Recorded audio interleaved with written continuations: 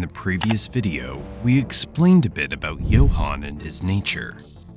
It's very important to mention that using these methods of power in real life is very dangerous and destructive.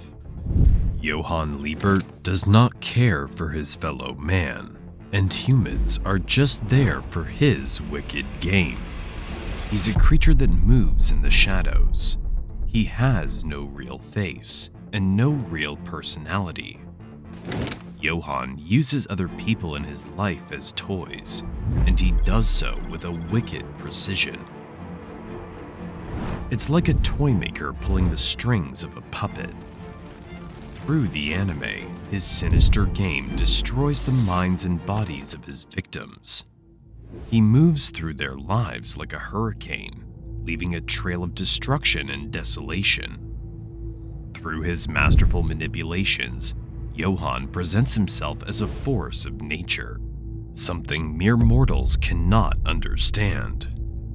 He uses methods of manipulation most people wouldn't dream of, but for him, it's second nature. Previously, we delved into this amazing book by Robert Greene and how it can impact your personal and business life. Reading the 48 Laws of Power can change your life for the better. It is that amazing. The problem comes when an evil person uses those methods. That is where Johan comes in. In the manipulation of his victims, he often uses methods that are very similar to the 48 Laws of Power. These methods are that powerful.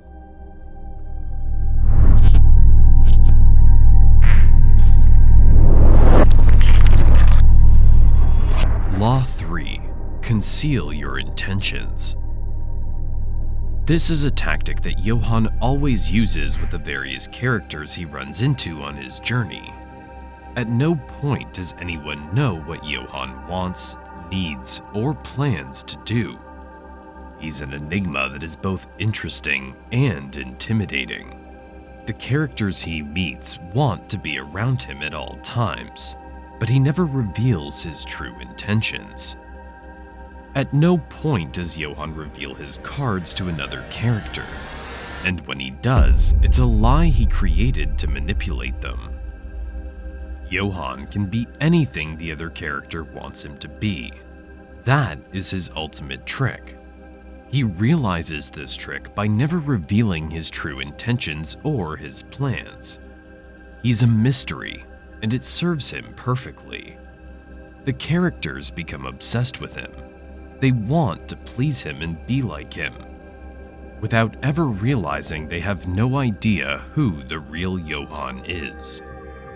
On one occasion, Johan presents himself as an average university student. He's charismatic, intelligent, and hardworking. What's really happening is that Johan is planning to take over the German economy by eliminating a vital businessman called Hans-Georg Schuwald. Johan never reveals his true intentions or plans, but slowly starts eliminating people close to Schuwald, and then taking over their positions. So remember, hiding your true plans, ideas, and thoughts can help in strategic business situations and can make people very interested in you.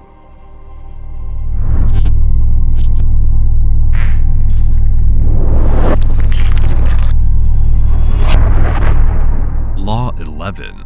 Learn to keep people dependent on you. Johan often presents himself to people as a helping hand. He promises to solve all their problems, and oftentimes, at first, he does it. This is the point. This is how he keeps people dependent on him. The more the people he manipulates need him, the more control he has. Johan is free to do almost anything to the people he wants to control. The people that become part of his game are dependent on him. They sometimes start to think that they cannot survive without him. This is the ultimate weapon of control. This allows Johan to control certain people into doing whatever he wants. They know they cannot survive without him, So when he asks for something, they have no choice but to listen and follow his orders. It's a perfect manipulation tool, making Johan very terrifying and formidable. This is something that can be very useful in the workplace. If your superiors need you, they will never fire you. This allows you to be relaxed and free. You must keep people dependent on you.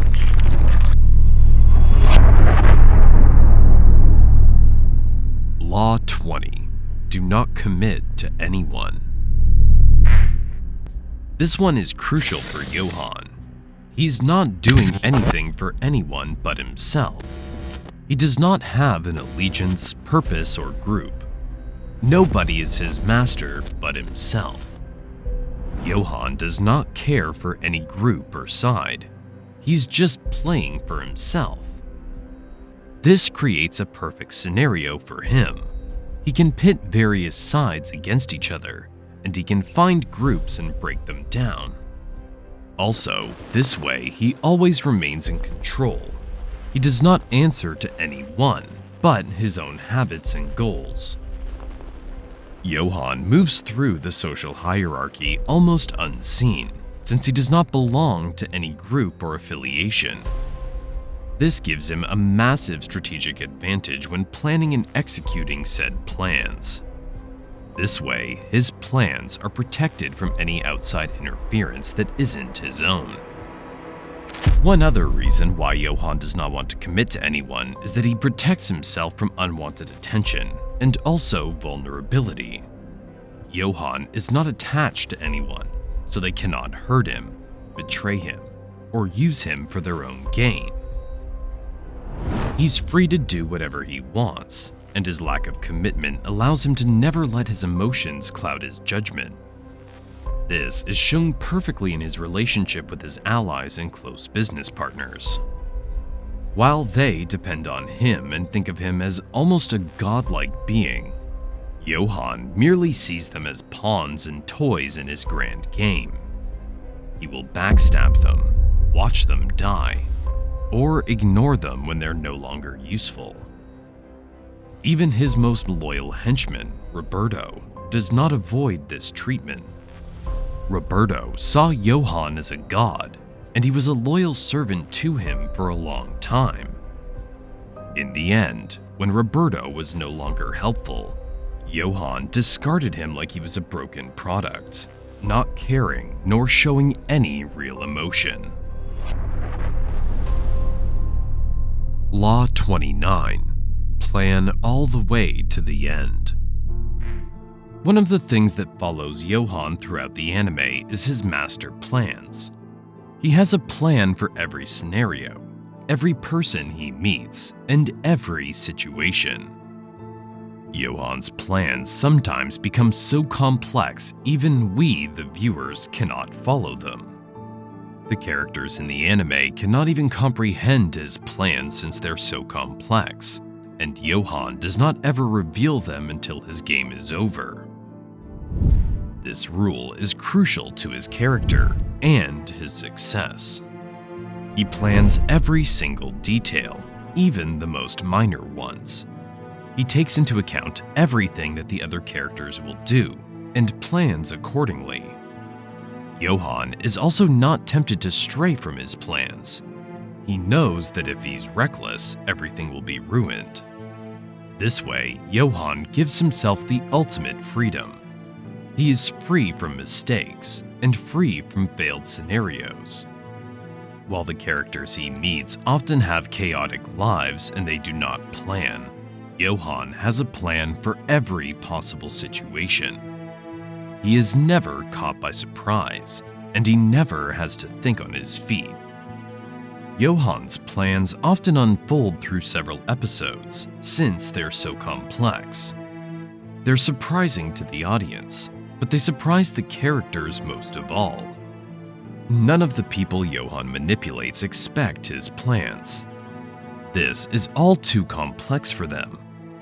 Johan uses this to his advantage. This gives him ultimate control. Johan is always several steps ahead. his plan like a complex web with too many strains. Always having a plan and following that plan to the end means you're organized strategically and don't allow room for error. This is a surefire way of winning in life.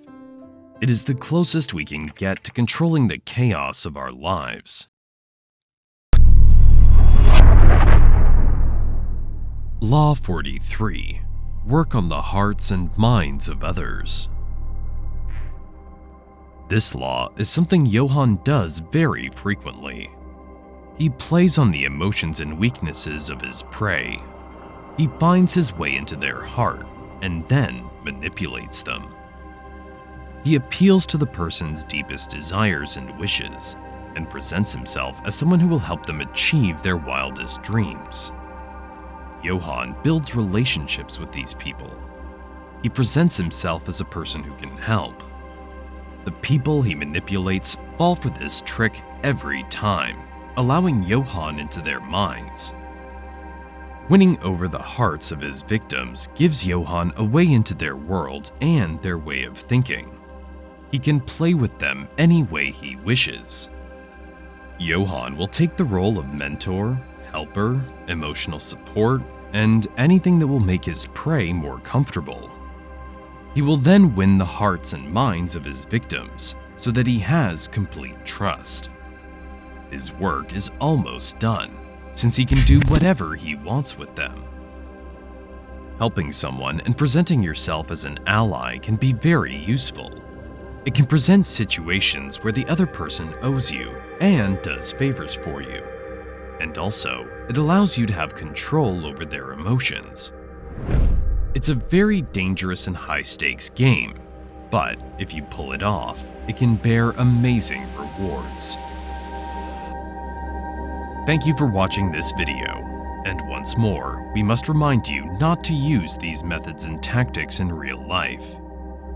These methods can be hazardous if used by the wrong person or on the wrong individual, so always be careful. With these two videos, you'll recognize if someone's trying to pull these tactics on you.